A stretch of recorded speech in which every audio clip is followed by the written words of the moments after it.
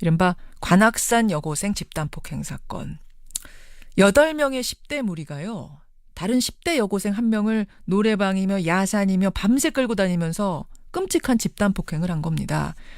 이게 방송에 그대로 담기 어려운 수준의 잔인한 폭행이 이루어졌습니다. 하지만 가해자들이 10대 미성년자다 보니까 상당히 경미한 처벌에 처해질 가능성이 크다는군요. 지금 피해자 가족들이 강하게 문제 제기를 하면서 소년범의 나이 기준을 둘러싼 논란이 다시 불거졌습니다. 자, 청와대 청원을 올린 당사자세요. 피해자의 친언니 지금부터 직접 만나보죠. 신원보호를 위해서 음성을 변조한다는 점 여러분 양해해 주시기 바랍니다.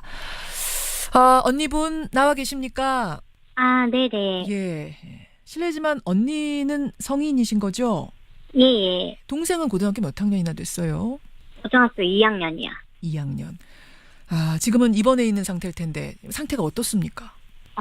계속 검사 중이어가지고, 이제 이틀 전에 호수를 빼고 조금씩 말을 하고, 이제 아직 밥은 못 먹고 있고, 물이나 이제 마시는 거 정도만 먹고 있는 상황이거든요. 아니 호수를 꽂고 있었어요. 어디다가?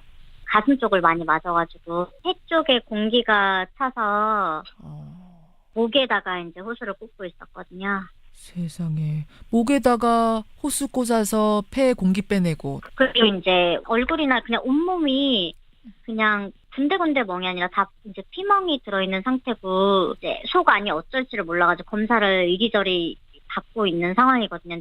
얘가 움직이지를 못해요. 아예 거동 자체를 못하거든요. 아이고. 지금 상황이 거동이 안 되는 상태. 동생이 지금 목에 호수 꽂고 있으면은 말로 진술도 못 하겠는데요? 가면은 고개만 끄덕이고, 아닌 거는 이제 카카오톡으로 이제 손은 움직일 수는 있으니까 손가락 정도는. 예. 이제 카카오톡으로 물어보면 깊이는 얘기를 얘가 못해요. 얘기를 하다가 또 이제 감정에 복받치는지 계속 물어보기도 뭐해가지고, 예. 이러이러한 게 맞냐 이제 진술서 내용 보고 이제 물어봐서 예 아니요 이 정도만 답할 수 있는 상황이라서. 알겠습니다. 일단은 사건을 좀 정리를 해보죠. 자, 그러니까 지난 27일에 고등학교 2학년인 동생이 갑자기 외박을 하겠다 이렇게 집에 연락을 했다고요. 그날 이제 친구들이 이제 하루 이틀 전부터 좀 전초 증상이 있었었나 봐요. 예. 그래서 단체톡에서 이제 얘를 SNS, 페이스북에서 얘를 이제 단체로 이제 험담하기 시작하면서 타겟이 된 거죠.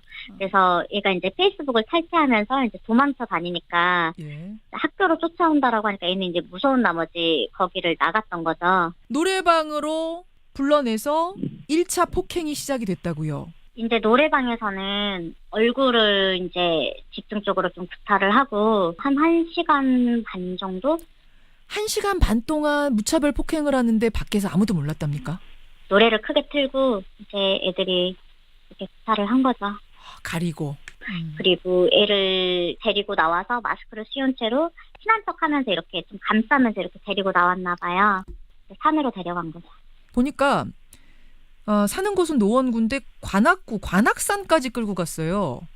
지하철을 타고 또 마을버스를 타가지고 예. 애를 데려갔어요. 그러면 그렇게 오랫동안 이동을 하는데 사람들이 못 알아봤대요? 신고를 한다든지 뭔가 구해준다든지 이랬었을 것 같은데.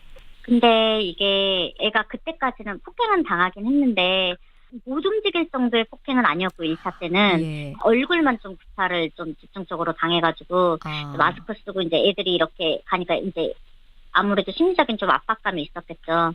그러다가 중간에 이제 지하철에서 마스크를 벗기고 자랑하듯이 그 멍든 사진을 또 자기 친구들한테 자랑을 했다고 하더라고요. 우리 이렇게 때렸다 얘 이렇게. 네, 이제 얼굴에 눈에 이제 눈이 피멍이 들어 있었으니까. 아이고. 자랑 인증샷까지 올렸다. 네. 그렇게 끌고 가서 관악산 자락으로 갔습니다. 보니까 밤 10시부터 새벽 3시까지 무려 5시간 동안 이 한 명의 여고생을 8명이 폭행을 했어요. 이제 그 전에 애들이 핸드폰을 유심칩을 바꿔서 핸드폰을 바꾸고 그리고 CCTV가 없는 산으로 친구들인데 설마 그렇게까지 하겠거니 생각조차도 못했었겠죠. 예. 근데 이제 산으로 끌고 가서 도망갈 수도 있으니까 옷을 다 벗기고 그 다음부터 이제 성추행을 하고 그리고 이제 폭행을 5시간 동안 하면서 예. 그랬던 거죠.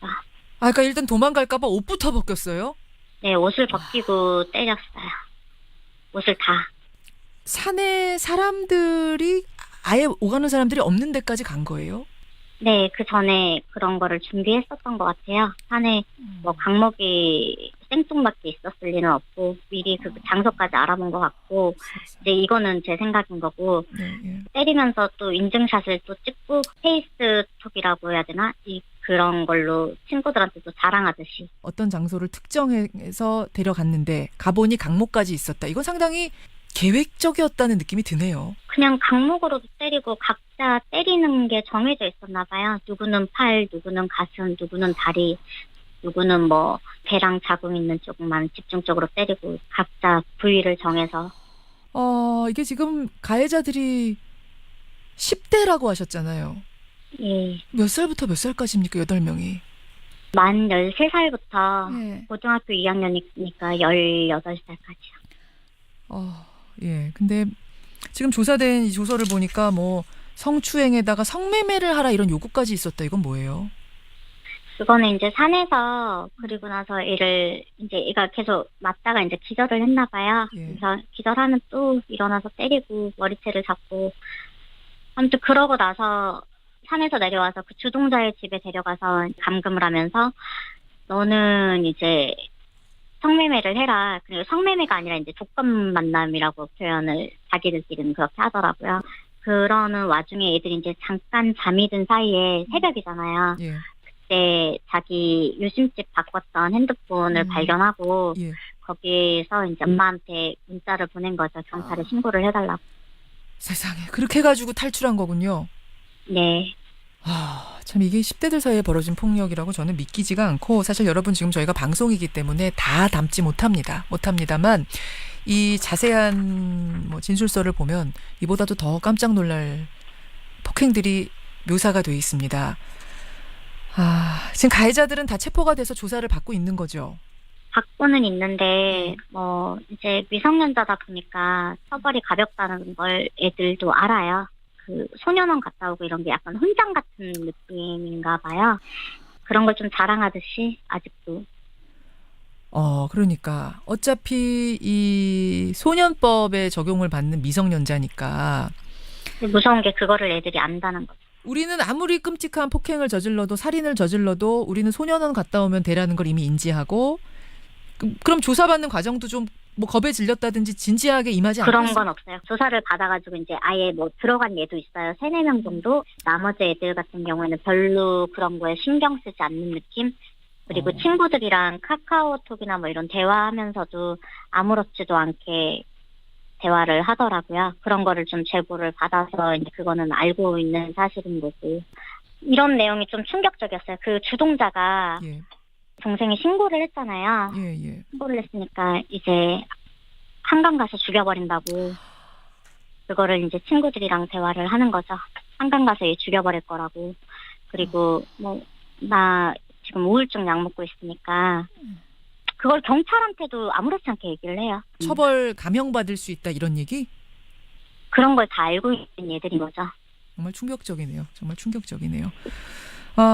알겠습니다. 여러분 지금 소년법상 미성년자는요. 살인죄를 저질러도 최고 형량이 15년을 넘을 수 없죠.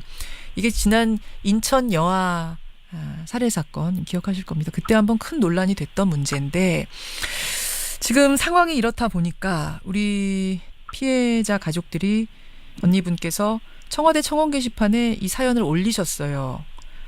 그리고 지금 6만 명가량의 국민들이 참여를 하고 있는데 어떤 얘기를 꼭 하고 싶으셨던 겁니까? 그냥 어찌됐든 잘못한 거는 처벌을 제대로 받아야 되는 건데 그게 미성년자라고 해서 처벌이 제대로 안 된다는 사실이 안타깝고 그리고 너무 사실 피해자 입장에서는 많이 화가 나죠. 이제 그런 것 때문에 청와대 게시판에 올린 거고요. 죄질이 일단 가볍지 않고 벌써부터 복수한다고 이렇게 얘기하고 있으니까 얘는 뭐 학교는 물론이거니와 그리고 사람도 아예 이제 친구가 무섭다고 하니 네. 평생 트라우마로 남잖아요. 애들은 소년원 가는 게 당연한 훈장처럼 여기는 거니까 이제 갔다 와서 이제 뭐 죽여버린다 뭐 이러니까 피해자만 더 힘든 거죠. 동생만 더 힘들죠. 평생을 그걸 안고 살아야 되는데 얼마나 무섭겠어요. 자, 여러분, 이 폭행 사건을 여러분들께 이렇게 자세하게 저희가 전해드리는 이유는 지난해에도 이게 이슈가 됐었습니다. 소년법의 적용 기준 이대로 둬도 괜찮은가에 대해서 우리가 다시 한번 진지하게 고민해봐야 되는 건 아닌가, 화두를 한번 던져보고자 이 피해자의 이야기를 들어봤습니다. 여러분 어떻게 생각하십니까? 의견들 보내주시고요. 언니분, 네. 동생 잘 간호해 주시고요. 용기 잃지 않도록, 트라우마 생기지 않도록 옆에서 잘 지켜봐 주세요. 네. 예.